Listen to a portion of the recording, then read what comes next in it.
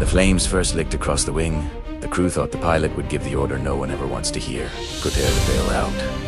But their Captain Flight Sergeant Andrew, a 27-year-old Canadian from the Royal Canadian Air Force, had something else in mind. He wasn't going to let his men die. Not if he could help it. It was the night of June 13th, 1944. Only a week after D-Day. Mynarski's Lancaster bomber, codenamed Vian Victor, was returning from a mission over northern France when a German night fighter struck from below. Tracer fire ripped through the fuselage. Fuel lines burst. Flames roared into life. Inside, the bomber became an inferno at 12,000 feet. The right engine was gone. Hydraulics were fading. Smoke blinded the pilot, and in the rear turret, gunner Pat Brophy was trapped jammed in place by the explosion that twisted the metal around him.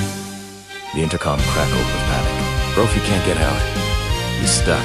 The pilot shouted for everyone else to jump. It was the only chance, but when Mynarski reached the hatch, he didn't jump.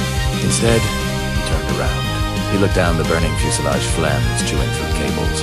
Ammunition cooking a fang, made a decision that stunned the entire crew. He started crawling toward the fire. The heat was unbearable. Flight gear smoldered. Smoke filled his lungs, but he kept moving and no but untoward the trap gunner screaming for help in the tail.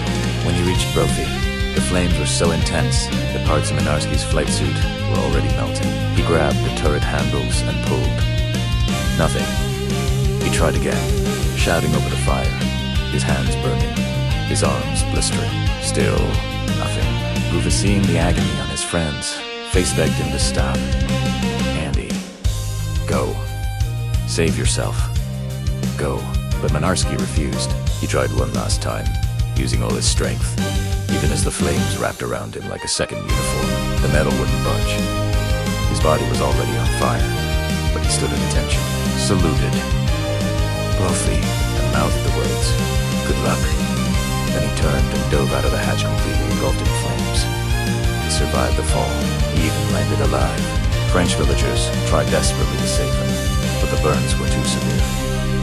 He died later that night, but here's the part no one expected.